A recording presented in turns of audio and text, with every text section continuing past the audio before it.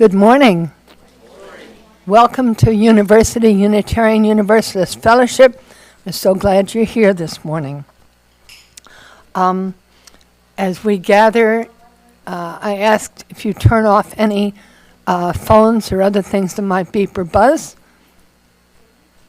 And also I would mention that there are 3 emergency exits if we need them. One is the door to outside the way you came in. One is the door that goes out towards the RE building. And one is the door back there. And actually, we should not have people sitting right there because that is an emergency exit. Thank you. Should have moved those chairs this morning. And I invite you to stay for coffee and conversation afterwards. At this point, also I would like to remind everybody that we do have flu and COVID season. That's our prelude. Very nice.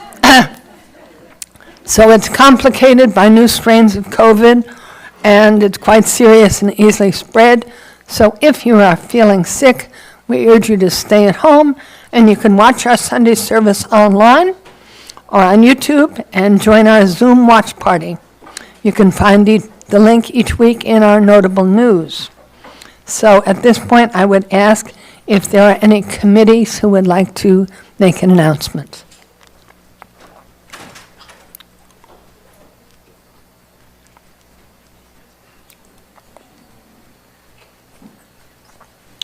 Good morning, Lorraine Williams. I'm not a committee. Do we have, whatever. The box to collect batteries and recycling things is hiding over here in the corner. They won't leave it out. I don't know why. But it is there, and there's some stuff in it, so keep bringing your stuff in. I'm happy to do this.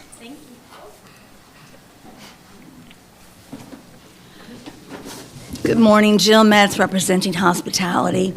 I will be working in the kitchen for the month of July, helping Lori out while she's gone.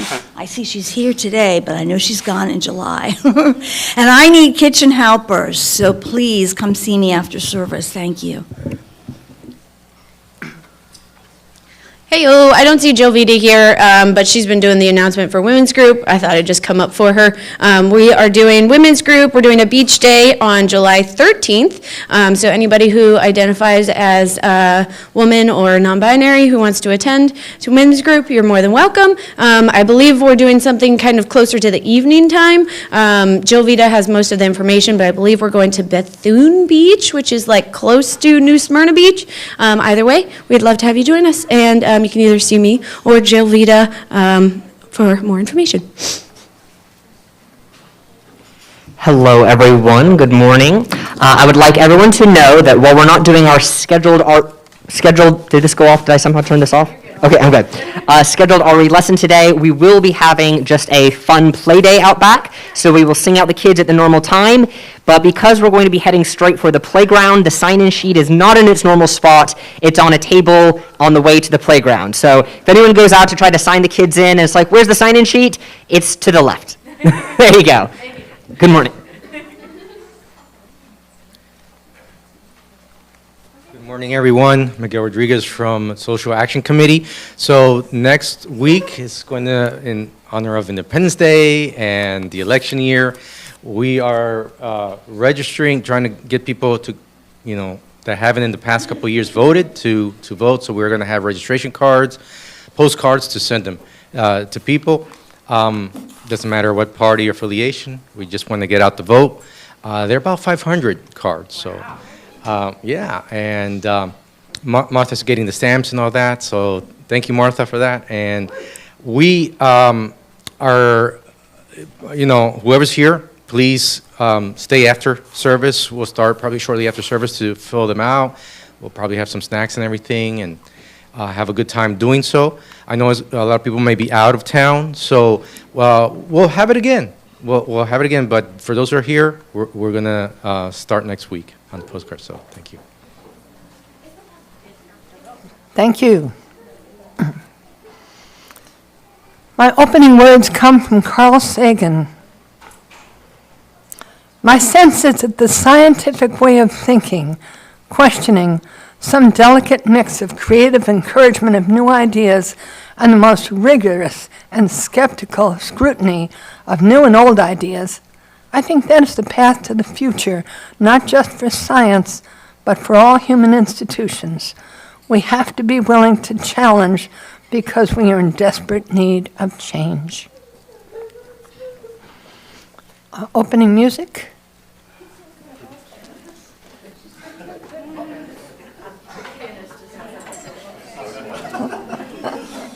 All right.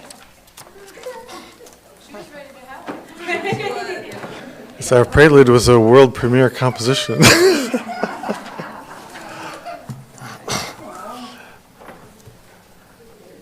So if you have the hymnal, this is number 38, and Janet will give us a short intro.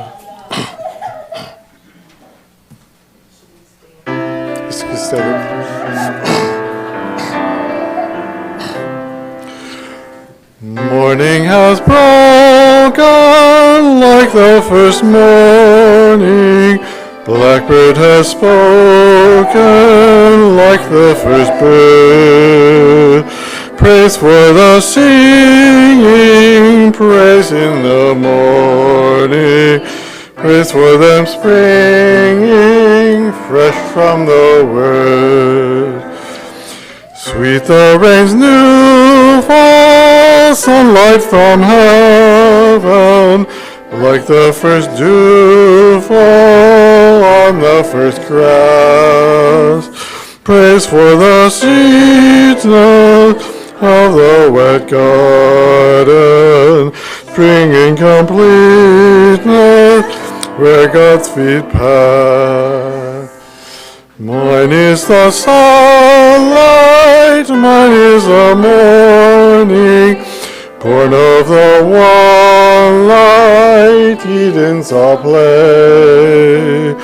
Praise with elation, praise every morning, God's recreation of the new day.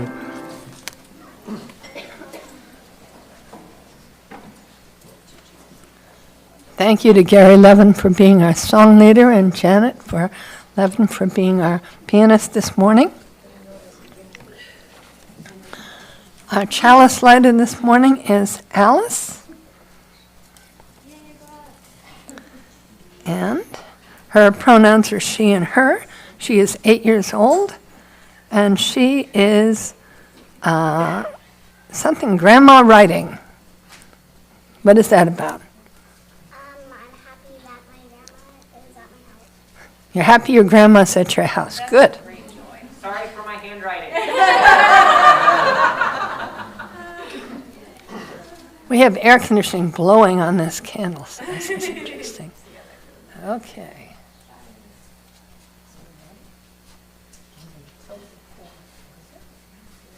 Let's say our words for the chalice lighting together.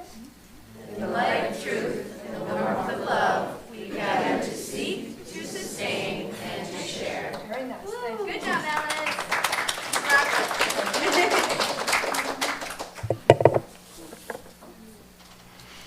And let's say our affirmation together. Love is the spirit of this church, and service is its gift. This is our great covenant, to dwell together in peace, to seek truth and love, and to help one another. I would like to welcome any guests who are with us today, and I encourage you to come back several times because it's kind of like potluck.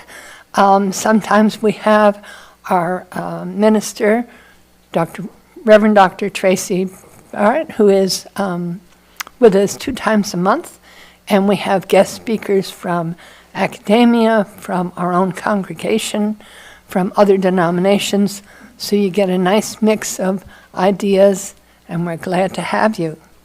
At this point, you can join us online, and let's say hello to the people online. We're glad you're here. At this point, if we have some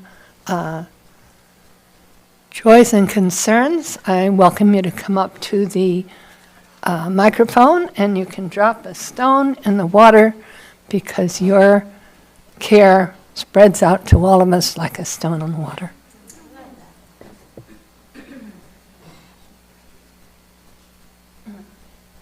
Welcome back, Lori.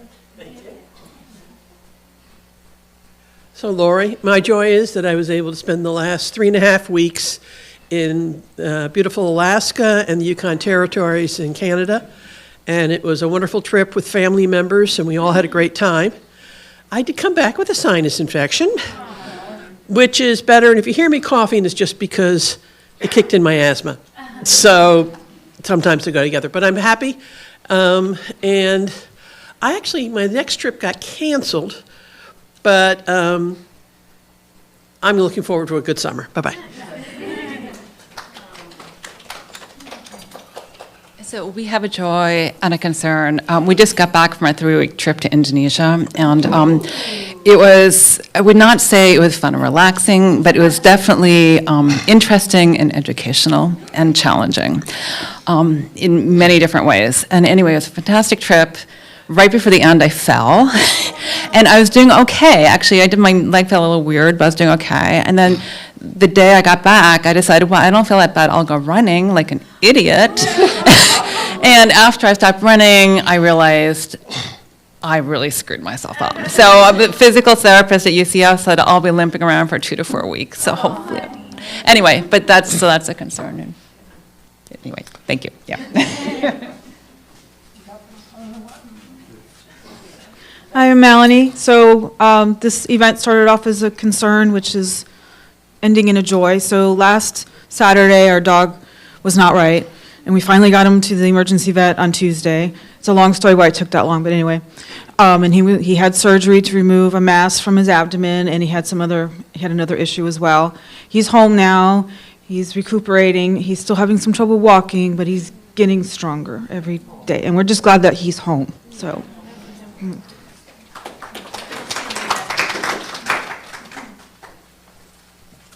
Hi, I'm Cookie, and this is my daughter, Luna. Hi. I just have a concern. She had surgery on her eye, and there's a little bit of stuff going on there, so just keep her in your thoughts, please. Thank you.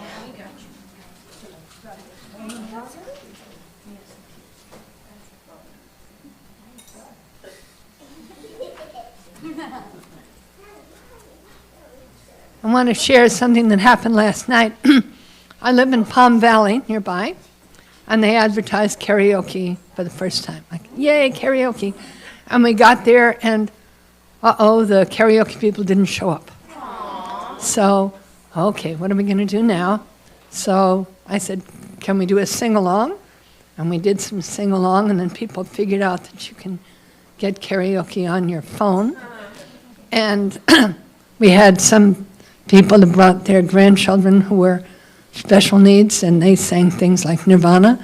It was an interesting, funny, enjoyable time, and I think maybe we had more fun than we might have had if it was ordinary karaoke, but it was a fun, supportive community, and it felt so good.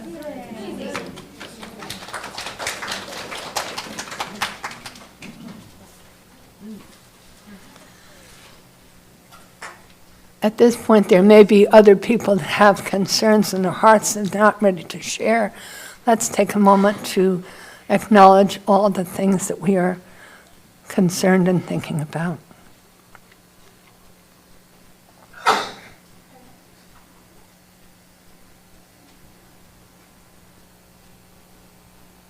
Thank you, James. Do we have time for all ages?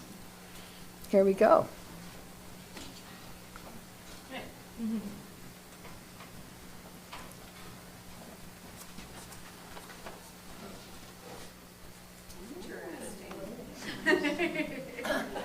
Hello, everyone. So today I have a story for you, and I would like to invite anyone who would like to come up and help act it out to come on up here with me, and I'll give you a role. Come on.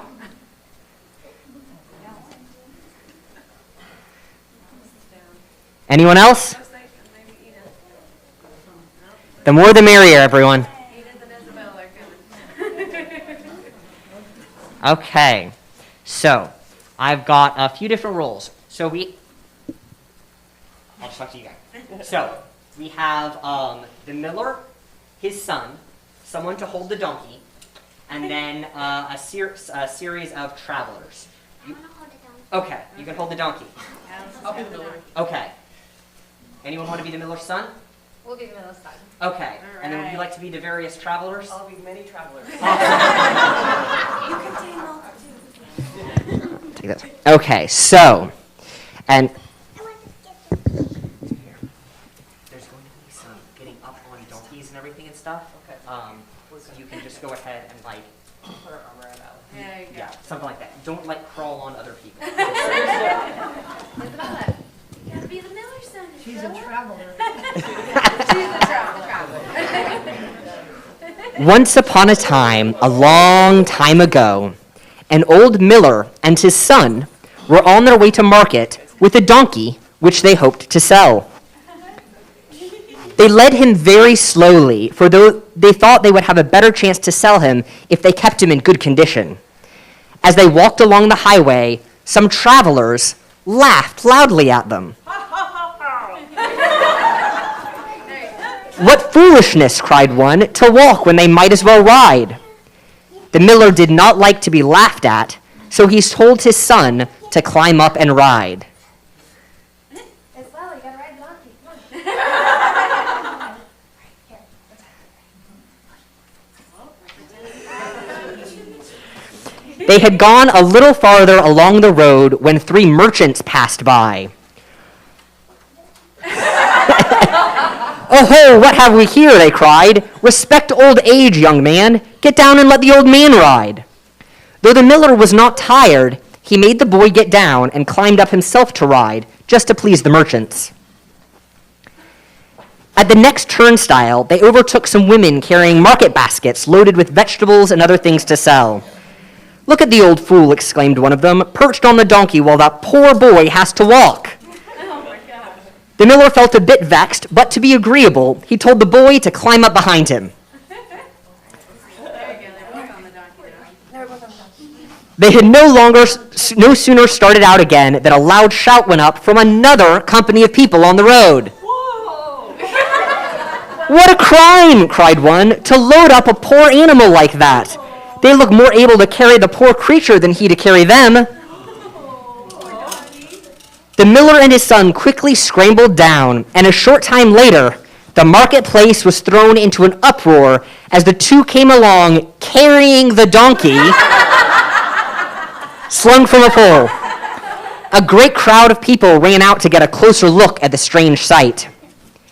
The donkey did not like being carried, and so many people came up to point at him and laugh and shout that he began to kick and bray until the ropes that held him gave way, and away he ran, far out of the sight of the miller and his son. Thank you, everyone, so much. You are wonderful. And now, if anyone would like to go ahead and share what lessons you think you might be able to learn from a story like this, raise your hand and I will do my morning cardio to bring you... Here, I got someone. I'm not going to run with the donkey. Just to not let others influence you, and you know what's best for yourself and your family. Thank you. Anyone else? Oh, here we go. You can't please everyone. Anyone else? Here we go. There we go. The miller. Have some faith in yourself and less in strangers. Thank you. Anyone else want to add? Here we go. James is getting his steps in this morning. I listen to strangers. Thank you. I saw a hand over here. There we go. You know what's best for you better than other people do sometimes. Thank you so much to everyone. I think these are all wonderful lessons we can get from that story, and I hope you all take those lessons with you as well as the enjoyment of watching the donkey. Hey.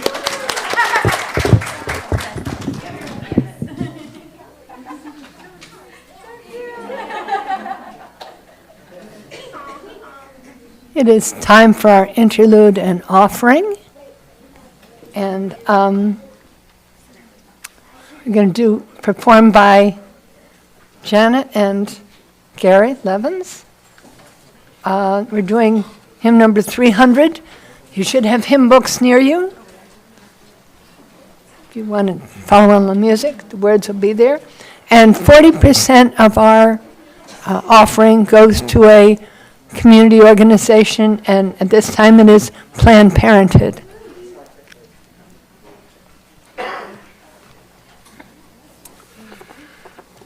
Okay, so Janet will give us an introduction.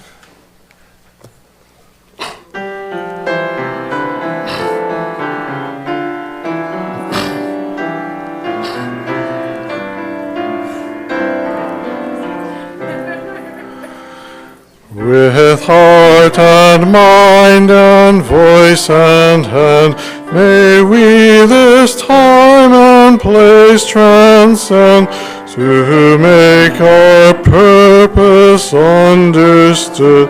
A mortal search for mortal good, a firm commitment to the goal of justice, freedom, peace for all. A mind that's free to seek the truth, a mind that's free in age and youth, to choose a path no threat impedes, wherever light of conscience leads. Whatever strive so we could be a church where every mind is free. A heart that's kind, a heart to search, makes love is it of a church, where we can grow and each one's gift is certified and spirits lift, where every door is opened wide for all who choose to step inside.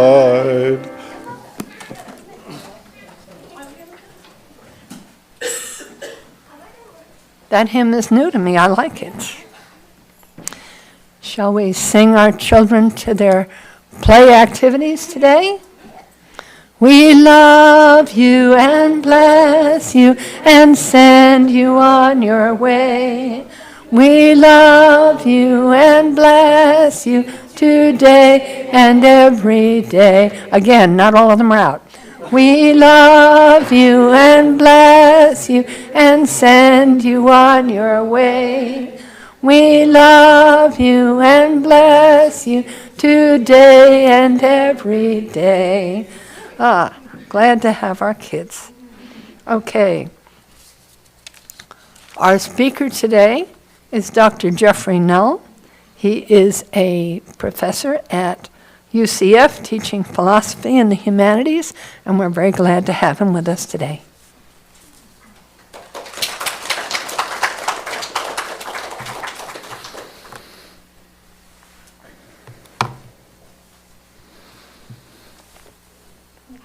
Our society encourages us to concentrate on the mechanics of achieving our objectives, the how-to over the what-for, tactics over vision, over values. And from this perspective, all we really need is political science to help us identify the right strategies, the right techniques to achieve those goals. Comparatively little time is spent thinking about how to stimulate and sustain the creativity, the empathy, the perseverance, and the sense of purpose needed to face inherently bad odds and be a part of social movements for progress and human dignity. I happen to believe that the humanities, though so often diminished as impractical and disposable, offer us invaluable guidance and spiritual support to sustain our efforts to foster both personal as well as social transformation. Last year, the independent journalist and co-creator of the movie Don't Look Up, David Sirota, shared that he sometimes struggles to believe his efforts at social change are meaningful. He posted to social media, "On my good days, I think the word work matters. On my bad days, I think we're all just spamming the internet, while billionaires and politicians laugh and the ecosystem collapses. The trick is to have an internal monologue saying the former, not the latter. A trick," he says, "I haven't mastered."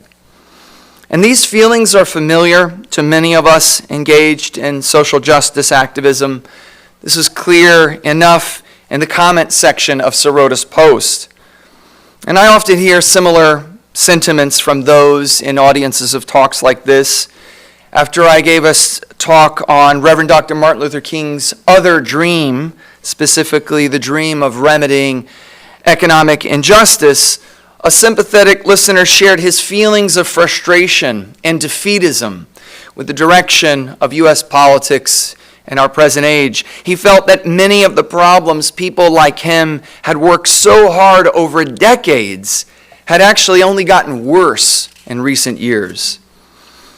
We might respond to these kinds of expressions by pointing to the good that has been achieved over the years. We might call for a spirit of optimism. We might emphasize the silver linings. But it's worth acknowledging feelings of frustration, of despair, of futility as inescapable components of the human condition. To be human means having problems. As the Rabbi Abraham Joshua Heschel said in a 1972 interview, a person can be judged by the quality of their problems. And anyone without real problems, to use his exact words, is an idiot. The greatness of man, Heschel explained to the interviewer, is that he faces problems. He says, "I would judge a person by how many deep problems he's concerned with." End quote. And how can we not have a lot of problems? When the Bulletin of Atomic Scientists puts the doomsday clock 90 seconds before midnight, a metaphorical representation of the increased risk we face of nuclear conflict and civilization-threatening catastrophe. When Oxfam International shows that economic injustice is rapidly increasing, with the richest 1% of the population taking nearly twice as much wealth as the rest of the world. Or when climate scientists tell us that we are failing to take the necessary steps to avert climate catastrophe that might well all spell the end of human civilization. And this is before we even begin to address the existential anguish so many of us are feeling as we witness in real time the Israeli military's real-time slaughter and denigration of tens of thousands of Palestinian civilians, confronting many of us with moral horrors we believe, perhaps naively, would have been vanquished with the 20th century. How can we not feel defeated? And when we read a doctor working at an Israeli field hospital reporting that detained Palestinians are subjected to, quote, routine amputations due to handcuff injuries and forced to defecate in diapers. When Human Rights Watch concludes that Israeli forces killed 106 civilians, including 54 children, when it intentionally struck a 6-story apartment building in Gaza on, of all days, October 31st of last year. How are we not to feel hopeless when UNICEF reports that at least 17,000 Palestinian children are unaccompanied or separated from their caregivers, many orphaned, in Gaza currently? Children in Gaza are so frequently injured and orphaned that medical workers devised the acronym WCNSF, meaning Wounded Child with No Surviving Family, to efficiently label their condition. And this is before we say anything about the 259 aid workers killed in Gaza between October 23rd and June 2024. This is according to Humanitarian Outcomes, which is an independent London organization that just monitors attacks against aid workers. So just for a brief contrast, a total of 22 aid workers were unacceptably killed in Ukraine between 2022 and June 2024 during the ongoing war with Russia. And that is in contrast to 259 aid workers killed in Gaza in a shorter period of time.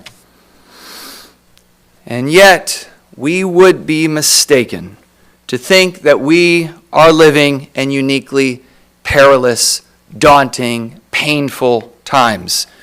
The change agents who came before us faced bleak odds as they combated a precarious world fraught with myriad forms of cruelty, of conflict, of oppression, of bad odds. All the more reason to recognize that many of the pioneers of social transformation were steeped in what? Much more than political calculation, much more than prognostications of likely outcomes. They were steeped in great works of literature and philosophy, music, dance, poetry, the arts, and religion. Reverend Dr. Martin Luther King Jr., for one, consistently drew on ideas and thinkers and cultural knowledge from human history to give meaning to his strivings for social change. King continuously reminded not only his listeners but also himself that his love for humanity was motivated and given meaning to through the humanities and through an affirmation of love, that his work to combat racism and militarism and economic exploitation wasn't just a political game. It was in the service of fundamental human values. In his speech Beyond Vietnam, A Time to Break Silence, which we should not forget, earned him recriminations and personal attacks every bit as great, if not greater, than the bold and brave, youthful activists speaking out against our nation's complicity in that war in Gaza presently, every bit as venomous and character assassinating. And in that speech, what did he say? When I speak of love, I am not speaking of some sentimental and weak response. I am not speaking of that force which is just emotional bosh. I am speaking of that force which all of the great religions have seen as the supreme unifying principle of life. Just as a quick pause, how often do we hear those in political action? How often do we hear our political leaders speak about love at all? King says love is somehow the key that unlocks the door that which leads to ultimate reality, end quote. This love ethic was not just some kind of strategic rhetorical tool, and it wasn't an aside. Agapic or brotherly love was the cause of underlying efforts to achieve these policies. It was the motivator, it was the impetus, it sustained the spirit for causes such as a living wage, a guaranteed annual income for all citizens, the combating of racism. It gave even his failed efforts, and I say failed efforts because many of the things that King wanted to achieve were not achieved by the time that he was assassinated, and it gave meaning and spiritually sustained him through the greatest difficulties and dangers, including his basic awareness that all of his aims would not be achieved in his own lifetime.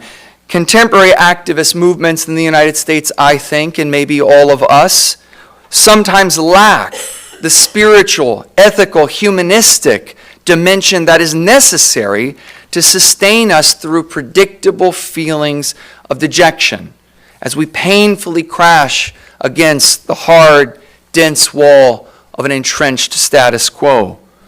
And the humanities, when they are unleashed of rigid, academic ivory towers, offer us some invaluable insights.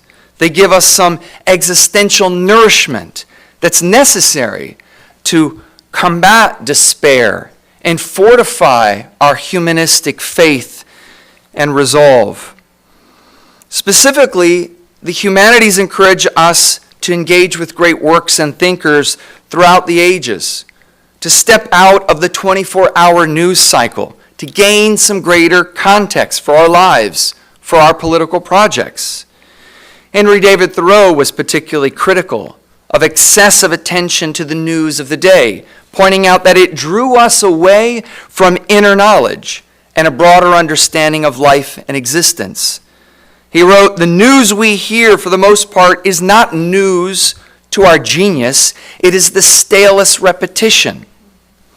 Thoreau argued that our obsession with daily trends and conflicts lead us away from our, he wrote, inward and private life, leaving little room for genuine inward reflection and, as we were just hearing a little bit about, independent thought. He wrote, quote, "I believe that the mind can be permanently profaned by the habit of attending to trivial things." I mean, who here doesn't attend to trivial things too much? "So that all our thoughts shall be tinged with triviality," end quote. We would do better to prioritize fundamental human principles and timeless insight over the ebb and flow of current events. He wrote, "We should treat our minds as innocent and ingenuous children whose guardians we are, and be careful what objects and what subjects we thrust on their attention." And famously he said, "Read not the times, read the eternities," end quote. And I would be the last to recommend embracing ignorance and apathy concerning climate catastrophe, the threat of nuclear war, economic inequality, police violence, dehumanizing prison conditions, assaults on women's reproductive rights, and the many, many, many other pressing matters I don't even have time to mention. But we should be careful not to get lost in the granular details of current events, such that we lose touch with our larger purpose, our values, and our faith in humanity, and permit the dulling of the very imaginative thinking that is needed to foster the transformation we want. Just as concerning is our tendency to fall prey to fatalism. We see this in so much of the mainstream political and social media discourse, a fatalistic way of resigning oneself to very, very limited goals and objectives. We hear so much talk about what can't be done. And it's this fatalistic thinking that thwarts faithful pursuit of creative transformation and fosters a kind of self-regenerative fatalism. We're led to assume the worst, that nothing can be done, nothing can really be overcome, and it's that thinking which produces inaction. We generate the very outcomes the doomsayers of dominant culture fatalistically insist are already decided. Now, part of the problem, as I see it from the perspective of the humanities, is that many of the pundits we rely upon, pundits of new and old media, lack the cultural knowledge and the humanistic vision necessary to sustain creativity of thought and action. They may know the breaking news, but be ignorant of human history, of poetry, of culture, of revolution even. Their world is confined to headline news and election cycles. Their narrow study of the weather of human behavior prevents them from grappling and grasping the unwieldy, dynamic climate of human existence that's evidenced throughout human history. Their analyses, which we are tasked with absorbing and accepting without question, their analyses manufacture more than they actually predict because we allow them to ideologically frame our choices and our meanings. Too many of those speaking the most decisively with confident voices about what is possible rely dogmatically upon the present and the past, as if ignorant of the fact that all progress is what? Birthed in defiance of the past, of the status quo. Such thinking is fallacious on two accounts. We're told that the past is the only guide for the future, the fallacy of insisting on the past, and thus our dream of taking new difficult paths is fated to fail. It can't be done. It won't work. It's never been done before. How ironic that such a fallacy relies upon yet another, ignoring the past which is shown again and again and again, that change is itself speaking out against the past. It does something that has never been done before. Such thinking, if we abided by these doomsayers, would have long ago starved us of the progress that we currently enjoy. And I think the picture of reality is much better presented by the pioneering children's rights advocate, John Holt, in his very audacious book called Escape from Childhood, The Needs and Rights of Children, a book he wrote in 1974. It's as radical today, really, as it was then. But in this book, he paused and wrote, "As for the future, most of those who talk and write about it do so as if it already existed, and as if we were being inexorably carried toward it, like passengers on a train, moving toward a place they had not seen and could only wonder about. This is, of course, not true." Holt writes that the future does not exist. It has not been made. It is made only as we make it. The question we should be asking ourselves is, what sort of future do we want? End quote. And that's what the humanities gives us the creative space to contemplate, to recognize that human beings are capable of defying the past. Spending time immersed in the humanities teaches us to trust the dynamic powers of human agency more than the self-fulfilling prophecies of the powerful. Making time to put aside news of the day for encounters with world history, philosophical inquiry, imaginative literary works, the performing arts, or spiritual religious meditation widen our conception of what is possible and what has meaning. These humanistic undertakings also nourish the very spirit necessary to retain our sensitivity to suffering in the world and appreciation for the good that strangely coexists with the bad. When we think exclusively about the bad, we lose sight of all that is good. For as awful as it is that we have to, in the 21st century and the year 2024, once again roll the boulder of women's reproductive rights up, is of course demoralizing. But to lack the awareness of the progress achieved in 5,000 years of patriarchal cultural history is a folly as well. Poetry, literature, art, philosophy, history, spiritual insight offer us vital resources to preserve unalienated aliveness and stave off the apathy, the defeatism, the cynicism wrought by fatalism. They wash away the man-made dams of defeatism, obstructing the potent waters of empathetic indignation, of moral courage. The great achievements in human history, the great social movements, have always been declared dead on arrival. The agents of change have always been told they are fools on fool's errands. And yet they achieve their goals. Often, in fact, their goals are achieved when they're not alive to see their achievement, which tells us what? It tells us that we can't achieve great goals expecting to see them. It's a bit of egoism involved there. And it also teaches us the necessity of having some humanistic faith. Teaches us to recognize there's something more important than just predictable outcomes.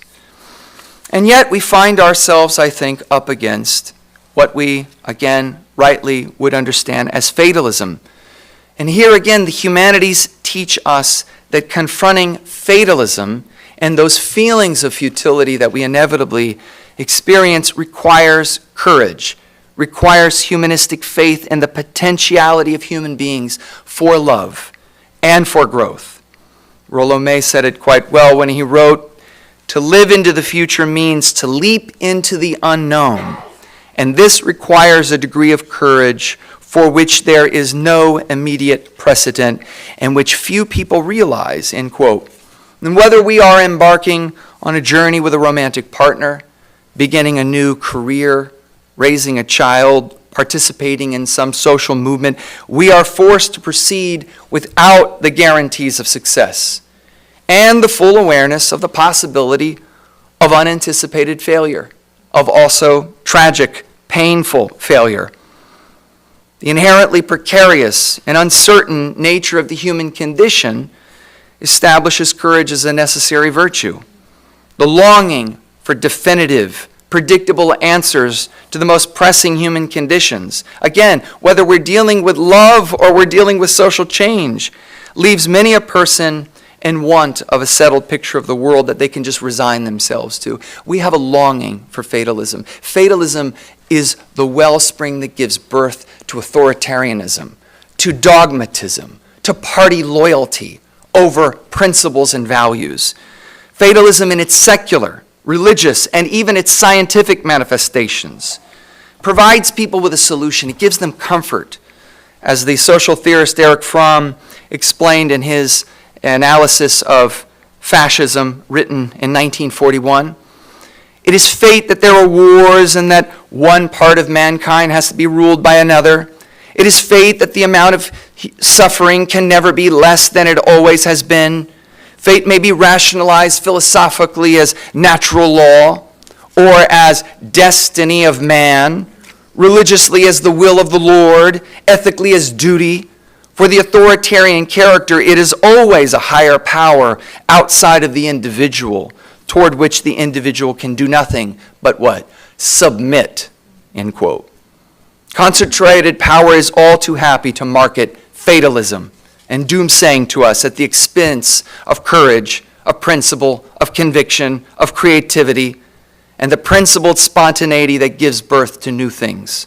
From the vantage point of existing power, attempting to alter what is already is a fool's errand. It is heretical behavior. And that is why the Russian novelist, dystopian novelist, Yevgeny Zamyatin held that the creative thrust of life requires heretics.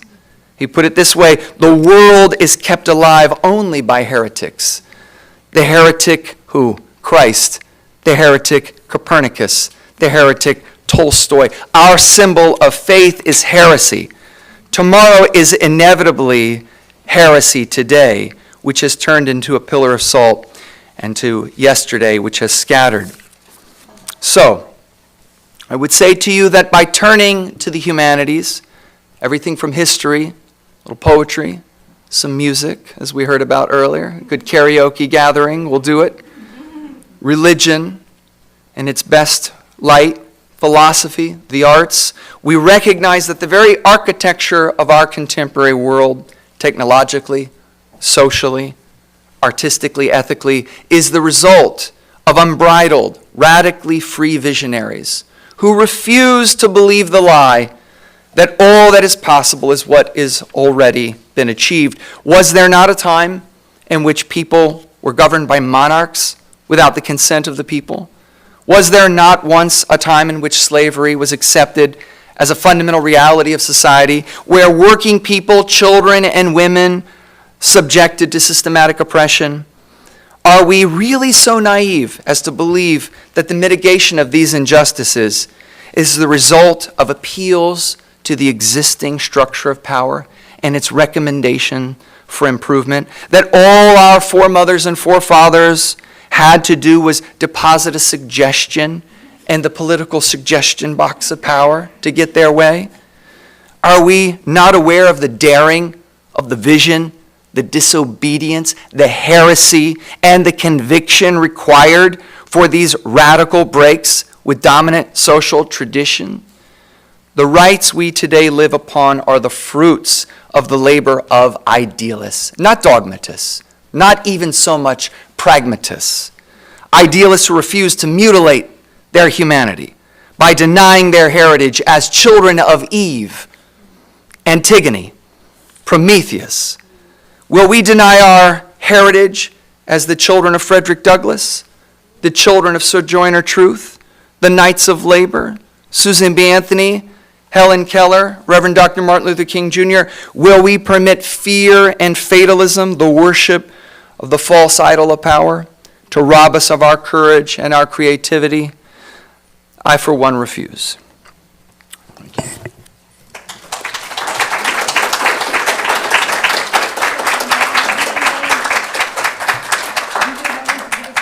Absolutely, I'd love to.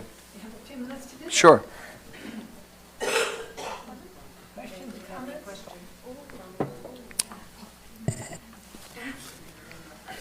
Thoughts, perhaps. We might just start there. I had a problem in that I couldn't decide on my closing words, and I had two different ones.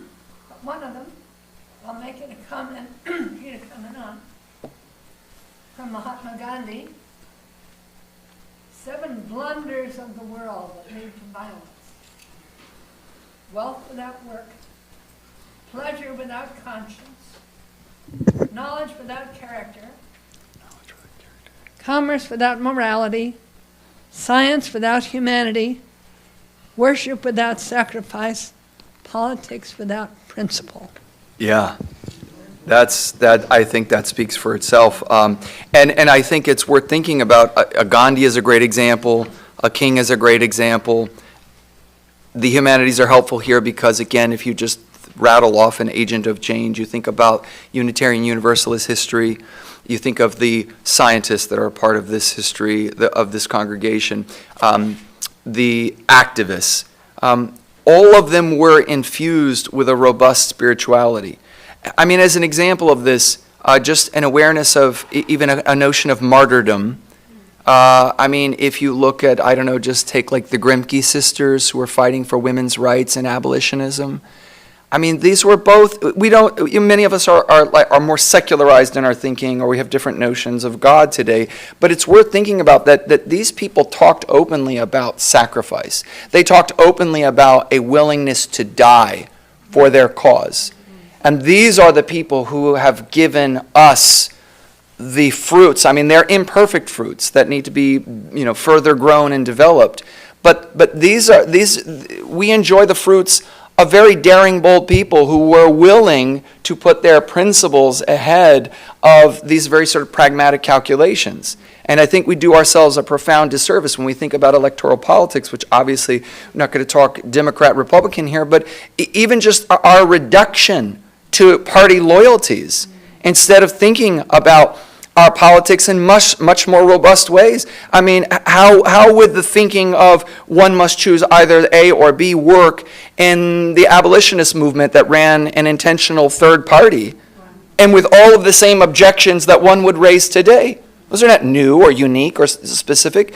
And so again, I think it's absolutely vital however we want to define spirituality, but to me, humanity speaks to our values, our creativity, an appropriate degree of faith, and our productivity as human beings, our ability to come together. And so, as I think you rightly point out, when we divorce our politics from principle, from an awareness that most of the great occurrences of change, these were not predictable in the way that the prognosticators who get to write the op-ed columns. I mean, these people will never and can never, by their very orientation to life, be part of a movement to generate profound change. And I think the more that we rely upon them, and this is where Thoreau's wisdom, we need to know what's going on in the world, but we probably don't need to know every single word that comes out, of a politician's mouth. We could probably do quite well to come here and gather. Or a celebrity, absolutely, yes. Unless they're quoting some Gandhi, or, depends. I just had a quick question about, I found your discussion of fatalism, like in conjunction, I guess, with the status quo really interesting.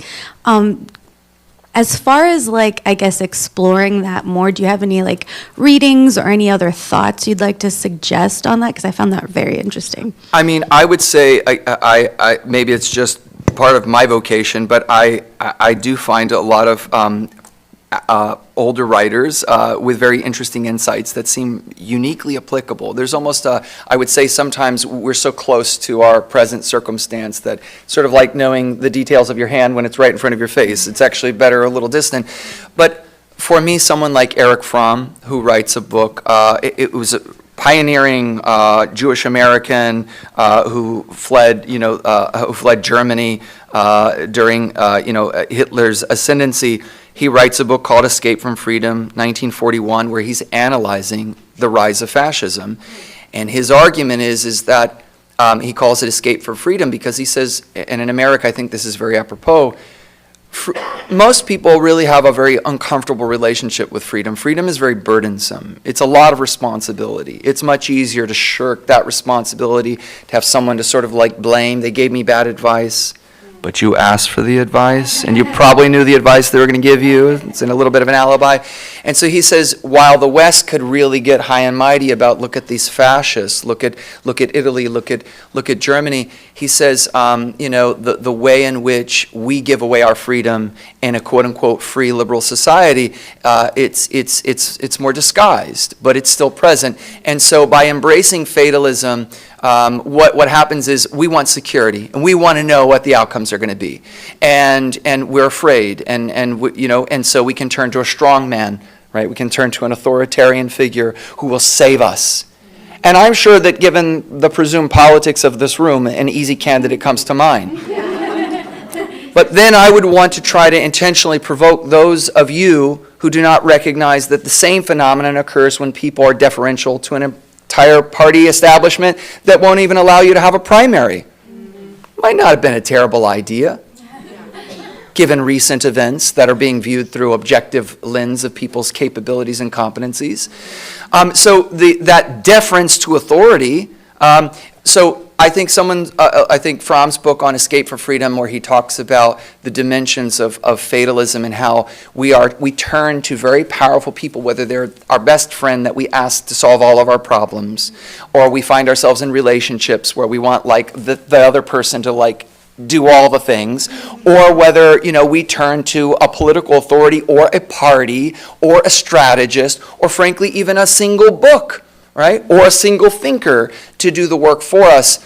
So I think that, and the final point being that fatalism as a doctrine, I do think, is essentially just, it's the voice of power. It's a way of saying, look, it is what it is, accept it, get over it. And we all know that Reinhold Niebuhr's serenity prayer is very helpful, and before him the Stoics had similar ideas, which is we need to figure out what is not worth banging our head into. Like that's a ceiling. Okay, we accept it. And then we need to know what we could break through, the ceilings we can crash through. It is a challenge to recognize which is which, admittedly. But at the same time, fatalism would have us believe that the ceiling is very, very low and made out of iron. And I think our job is to remember human beings have creativity and we can achieve a lot more than we realize. Yeah. Is there one more comment, question? That's the last one. I'm coming. My cardio now. I had a really challenging time more than 2 decades ago when I came to realize that the pretty picture that was painted for me in history class was a pretty picture. And yet, that an awful lot of people in the world had it an awful lot worse than I did. That was very fortunate to live in this country, even with all of its incredible warts. And I also at that point came to realize just how much my concern for the terrible things that were happening all around me were impeding my ability to do anything or even think straight. Mm-hmm. And I said, well, what can I do to have this not consume me and yet push things in a positive direction, even though I'm just one person in a very, very big world? And I came up with some stuff. I stopped listening to NPR. I stopped watching television.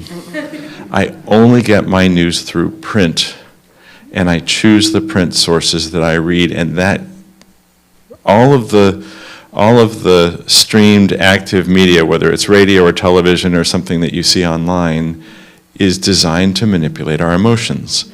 And whether it's to sell ads or get us to continue watching or to send money to some cause or whatever it is, somebody on the other side of that has a goal which is other than informing me of what actually happened. So it's not that the newspapers and the magazines are more pure, it's that they're less effective. I like that. So I can be a little more objective about it. And the other thing I decided is I was going to spend less time acquiring news and information than I was going to spend doing things that were somehow going to make the world a better place. And if you think about how much time we spend listening to news, that's a lot of time. So I don't spend much time listening to news, and I'm very often surprised when people say, oh, wow, did you hear about the terrible attack in Gaza? I'm like, I'm sure there was another one. Don't tell me how many people died. What do I do? Well, okay, you can give money if you've got it, and that's great, but that doesn't soothe the soul. It maybe helps things, probably actually helps things a lot, so we do some of that, but I run a dance, and that dance does two things. One is it's really fun and exciting, and I love it. But it's also a place where people who are not all the same come together to do something other than talk about their differences. And you get people who are from all different walks of life dancing together and realizing, wow, this person in front of me who is a religious conservative and I'm a freaking way left liberal is a fun person to be around and has some cool stories to tell. And that's what I do. What do you all do? Yeah, I think you have a lot of really great advice. I think we're supposed to wrap up here. I'll just briefly say that I think being selective about the amount, the quantity of media that we consume, I think is really good advice. I appreciate your awareness that print media is not really immune, and the way that we have this notion of like legacy media as being immune of bias, and in fact it's a much more productive generation of, I think, a particular point of view, namely the point of view of those with establishment power. I think that a lot of new media has remarkably powerful potential to give people knowledge about current events, but I think that ability to be able to turn it off and it's not an easy dance, to go between plugging into the world and not retracting, because in a consumer society like ours, we are encouraged to divorce ourselves from global problems. But so long as you live in the nation that has the power to fund a military, to supply, I mean, there's very few things made in America, right? Except for bombs. Bombs that destroy refugee tents. Behead children, for example. And so we cannot, in good faith and with good conscience, divorce ourselves from political realities, and I think the student movement, of this year will indeed be remembered in history, not unlike the 60s movements. And I know there are many people who may have issues with that characterization, but I would say, read history, and you'll find, unfortunately, that you're on the side of the people who are really outraged by these radical feminists and, anti-segregationists, and I know that's an uncomfortable position to be in, but, time will tell. But I do think that we have to find a way to balance that ability to know what's going on, to spiritually sustain ourselves. And the final thing I just want to echo is that ability to gather with people with whom we don't agree. It's one of the things I love the most about teaching, or about, being invited to speak here, where I hope I have provoked you a little bit and some of you irritated, and, but maybe also giving you something to think about, because I do think that we have to,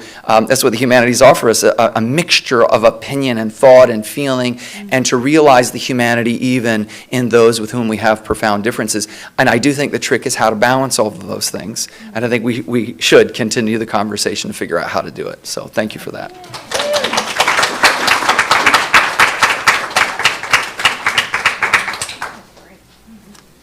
Dr. Nall, thank you so much. This is what I love about being here, is getting challenged to think about things and how to act. Let me go from it. When we extinguish the chalice. Okay. If you would say the words with me.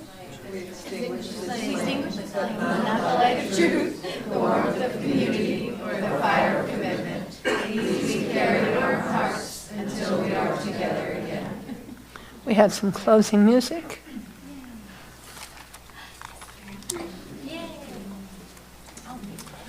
I think you all know this, but you can stand up. And we'll have a short introduction.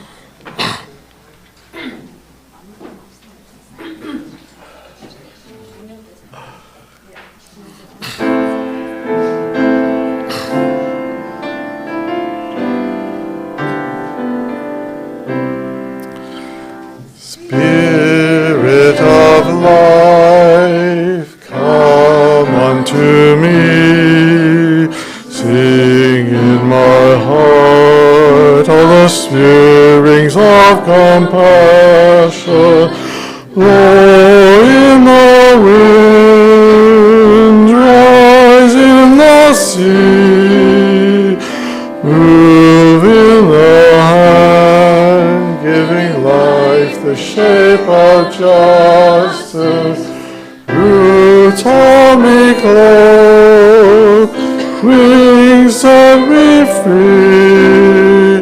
Spirit of light, come to me, come to me.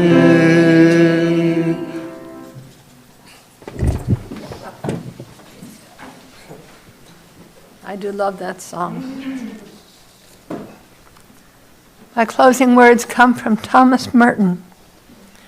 Our job is to love others without stopping to inquire whether or not they are worthy. That is not our business, and in fact, it is nobody's business.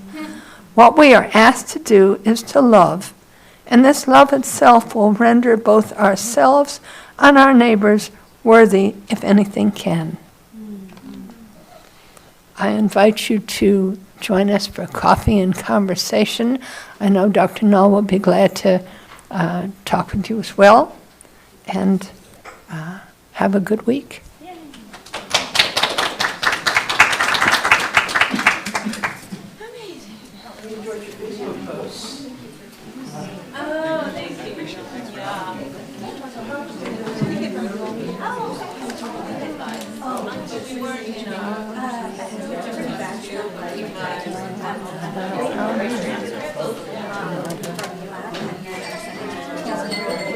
Hello, Country Joe.